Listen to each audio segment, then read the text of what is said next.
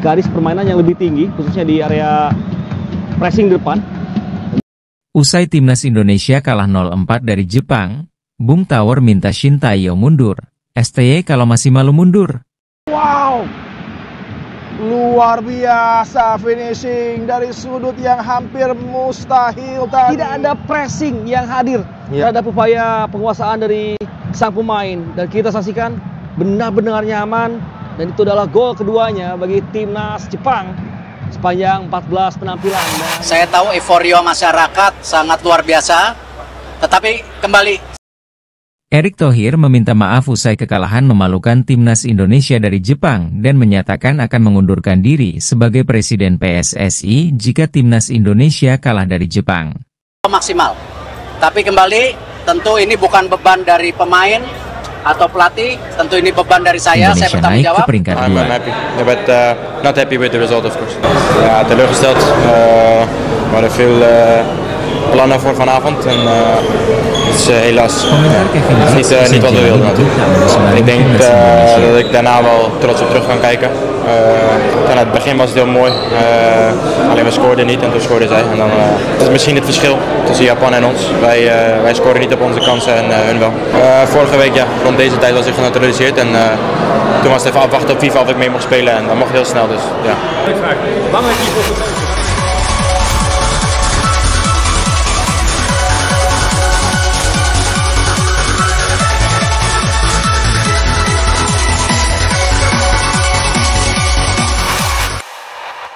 Usai timnas Indonesia kalah 0-4 dari Jepang, Bung Tower minta Shin Tae-yong mundur. STY kalau masih malu mundur. Tommy Welly, pengamat sepak bola tanah air, usai timnas Indonesia kalah 0-4 dari Jepang pada babak kelima grup C kualifikasi Asia Piala Dunia 2026 pada Jumat malam, 15 November 2024.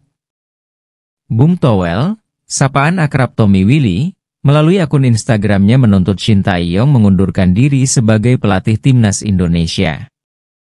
Masyarakat awam pun paham dan menduga lawan kita Jepang akan kalah.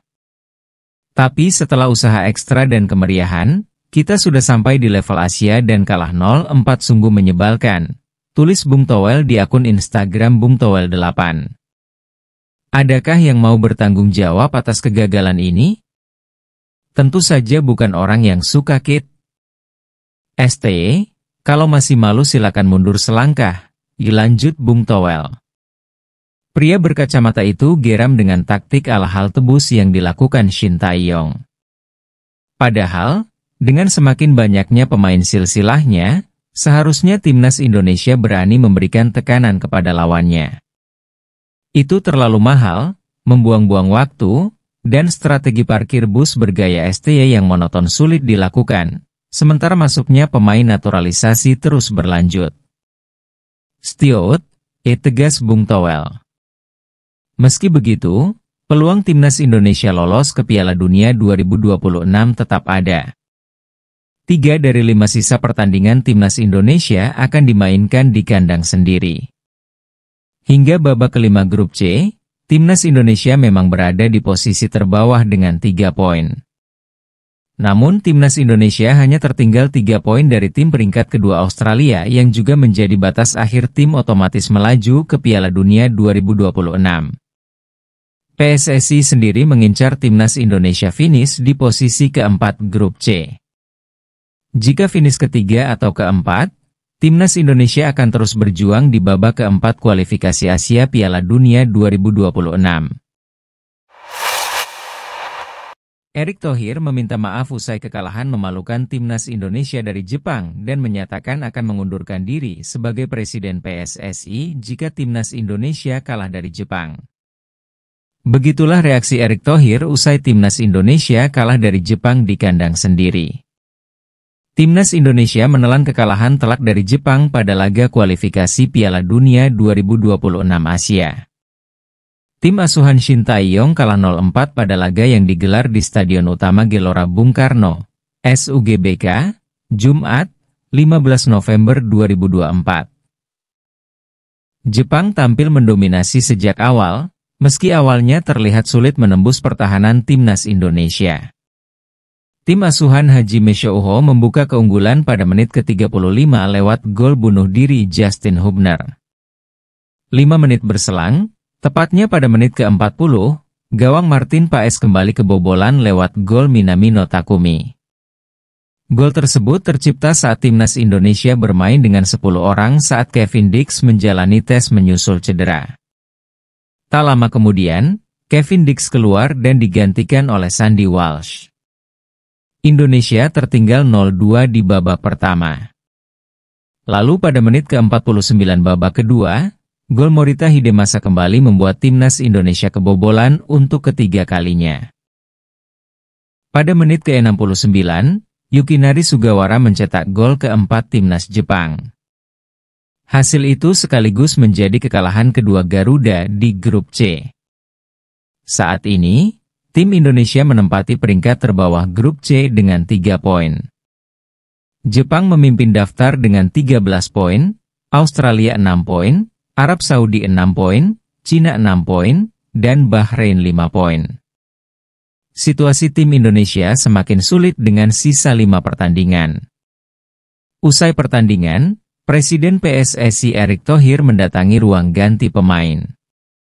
Kali ini, Erick Thohir memberikan ultimatum kepada para pemainnya. Erick Thohir mengakui hal itu merupakan tanggung jawabnya sebagai Presiden PSSI. Ia pun menanyakan kepada para pemain apakah masih percaya untuk terus berjuang demi timnas Indonesia. Sebagai pemimpin, ia bahkan mengancam akan mundur sebagai Presiden PSSI jika kepercayaan dan persatuan sudah tidak ada lagi. Pertanyaannya, apakah Anda masih percaya dengan proyek ini? Apakah Anda masih percaya bahwa saya adalah seorang pemimpin? Ucap Erick Thohir dalam video di Instagram resminya. Karena jika tidak, saya akan berhenti. Saya akan mengundurkan diri sebagai Ketua Persatuan Sepak Bola Seluruh Indonesia. Tambahnya seraya menambahkan timnas Indonesia kini memiliki 5 pertandingan tersisa, 2 laga kandang dan 3 laga tandang, untuk memastikan lolos ke Piala Dunia 2026. Tentu saja Garuda harus berjuang keras untuk bisa unggul di 5 laga tersebut. Erick Thohir menilai timnas Indonesia masih memiliki harapan untuk lolos ke Piala Dunia 2026, termasuk melalui jalur yang dinilai realistis, yakni melaju ke babak keempat dengan finish ketiga atau keempat. Kita masih punya 5 pertandingan. 3 laga kandang dan 2 laga tandang. Kita butuh 9 poin untuk berada di posisi 3 atau 4, bahkan untuk berada di posisi 4, kata Erick Thohir. Erick Thohir juga meminta para pemain untuk introspeksi diri, jika ingin dirinya bertahan memimpin PSSI. Melalui Instagram resminya itu, Erick Thohir juga menuliskan permohonan maaf untuk semua pihak yang mengalami kekecewaan. Ini tanggung jawab saya sebagai Ketua Umum PSSI. Saya memohon maaf, ya tulisnya, dikutip dari Instagram Erick Thohir. Komentar Kevin Dix usai jalani debut tak mulus bareng timnas Indonesia. Pemain belakang timnas Indonesia, Kevin Dix, berbicara soal debutnya bersama skuad Garuda yang tak mulus dalam laga melawan Jepang. Timnas Indonesia harus mengakui kekalahan 0-4 dari Jepang dalam laga kelima grup C putaran ketiga kualifikasi Piala Dunia 2026 zona Asia di Stadion Utama Gelora Bung Karno, SUGBK, Senayan, Jakarta, Jumat, 15 November 2024. Skuad Garuda memang menelan kekalahan dalam laga melawan Jepang ini. Namun, ada satu pemain yang mendapatkan sorotan khusus. Pemain tersebut yakni Kevin Dix yang resmi menjalani debutnya bareng timnas Indonesia. Pemain FC Copenhagen tersebut memang baru menjalani debutnya bersama tim Merah Putih setelah resmi menjadi warga negara Indonesia, WNI, beberapa waktu lalu. Dalam laga melawan Jepang ini, Kevin Dix langsung mendapatkan kepercayaan dari Shin Tae-yong. Pemain berusia 28 tahun tersebut masuk menjadi starter dan beberapa kali berhasil membuka peluang buat timnas Indonesia. Walaupun demikian, akhirnya debut Kevin Dix ini tak berjalan dengan mulus. 4 alasan untuk optimis timnas Indonesia dapat hasil positif lawan Jepang. Kevin Dix jadi pemain kunci? Berikut sejumlah alasan mengapa timnas Indonesia bisa merasa optimis bakal mendapat hasil positif saat melawan timnas Jepang. Jumat, 15 November 2024, malam waktu Indonesia Barat. Indonesia akan menjamu Jepang di matchday 5 grup C ronde ketiga kualifikasi Piala Dunia 2026 zona Asia. Pertandingan ini akan dilangsungkan di Stadion Utama Gelora Bung Karno, Senayan, Jakarta. Di atas kertas, Kevin Dix dan kawan-kawan akan sulit mendapat poin karena Jepang levelnya di atas mereka. Belum lagi Samurai Biru punya pemain kelas dunia di semua lini. Namun Indonesia masih memiliki beberapa alasan untuk bisa optimis mendapat poin. Apa saja itu? Simak ulasannya di bawah ini Bolaneters. Dukungan supporter di SUGBK. Timnas Indonesia sebelumnya sudah menjalani 4 laga. 3 di antaranya adalah laga tandang. 1 sisanya adalah laga kandang. Di laga itu mereka menjamu Australia dan meraih hasil imbang 0-0. Kini mereka akan menghadapi Jepang di laga kandang lagi. Ini bisa jadi keuntungan bagi Indonesia. Sebab Indonesia akan didukung puluhan ribu supporternya. PSSI sendiri menyediakan sekitar 60.000 tiket dan semuanya sudah terjual habis. Fans bisa menggunakan suaranya untuk meneror mental lawan. Atau jika tidak mempan, suara mereka setidaknya sanggup membuyarkan konsentrasi Jepang untuk membangun serangan ke pertahanan Indonesia. Jepang bisa kok dibobol. Timnas Jepang tampil perkasa pada ronde ketiga kualifikasi Piala Dunia 2026 zona Asia ini. Dari 4 laga mereka menang 3 kali dan imbang sekali. Dalam prosesnya, mereka mencetak 14 gol dan baru kebobolan sekali saja. Satu-satunya tim yang bisa menjebol pertahanan Jepang adalah Australia. Namun Indonesia tak perlu risau. Sebab skuad Merah Putih juga punya kans bisa menjebol pertahanan Jepang. Indonesia sebelumnya bersua Jepang di fase grup Piala Asia 2023. Saat itu skuad Garuda sempat mencetak 1 gol meski akhirnya kalah 3-1. Sisi positifnya jelas. Dari laga itu terlihat Indonesia punya kemampuan untuk menjebol gawang Jepang. Materi pemain lebih baik. Saat bertemu Jepang di Piala Asia pada Januari 2024 lalu, Indonesia tertekan. Mereka cuma bisa melepas 3 percobaan tambakan. 1 di antaranya berbuah gol. Di sisi lain, Jepang kesulitan untuk membongkar pertahanan Indonesia. Padahal mereka mendominasi penguasaan bola sebanyak 72%. Mereka juga melepas 14 percobaan tembakan tapi cuma 2 yang tepat kesasaran. Kini harusnya penampilan Indonesia bisa lebih baik dalam menyerang maupun bertahan. Sebab Shin Tae-yong sekarang punya materi pemain lebih baik. Indonesia kini diperkuat punya Martin Paes, Jai Idzes, Kelvin Verdong, Tom Haye, Nathan Choeon, hingga Ragnar Oratmangoen. Terbaru, ada nama bek berpengalaman dalam diri Kevin Dix. Kevin Dix jadi kunci. Kevin Dix jadi pemain diaspora terbaru yang merapat ke timnas Indonesia. Hadirnya pemain 28 tahun ini sangat berarti bagi skuad Merah Putih. Ia datang tepat saat Mees Hilgers harus absen bermain karena cedera hamstring. Kevin bisa menambah kekuatan lini belakang dengan pengalamannya yang segudang. Musim lalu saja contohnya ia sempat bermain di Liga Champions. Ia mendapat pengalaman bermain melawan tim-tim sekelas Manchester United, Bayern Munchen, Galatasaray, dan Manchester City. Selain itu Kev juga pemain serba bisa. Pos aslinya adalah bek kanan, tapi ia bisa bermain sebagai bek tengah atau bek kiri. Ia juga pernah bermain sebagai gelandang bertahan dan gelandang kanan. Mantapnya lagi, Kevin Dix piawai memberikan assist plus mencetak gol. Nilai plus lainnya adalah, permainan Kevin Dix belum terpantau oleh Jepang. Sebab ini adalah pertama kalinya ia membela Indonesia.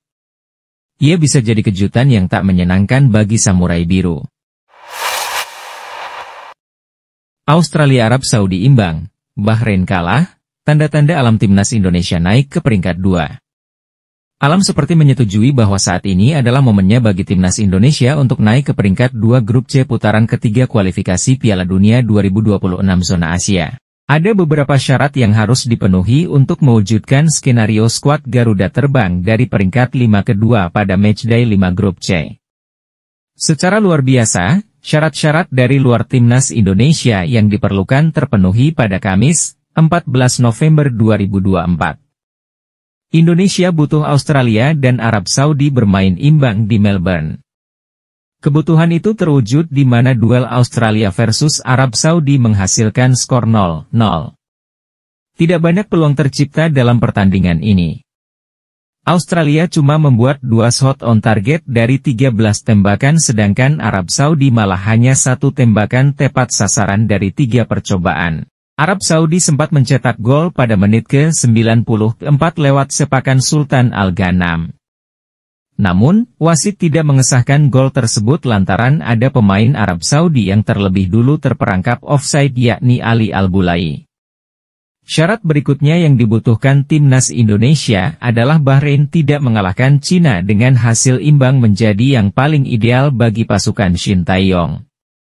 Hasil paling ideal memang tidak terwujud tetapi Bahrain benar-benar gagal mengalahkan Cina.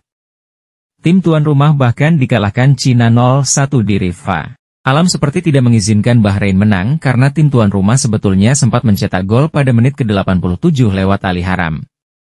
Namun, peninjauan VAR menganulir gol itu di mana Haram sudah terkena offside. Cina malah kemudian mencetak gol di menit ke-91 via Zhang Yuning. Hasil-hasil yang didapatkan 4 tim rival ini membuat konstelasi klasemen jadi menguntungkan timnas Indonesia. Jepang masih di puncak klasemen dengan 10 poin diikuti Australia, 6, Arab Saudi, 6, Cina, 6, Bahrain, 5, dan Indonesia, 3. Shin Tae-yong sendiri gembira melihat Australia dan Arab Saudi hanya bermain seri 0-0.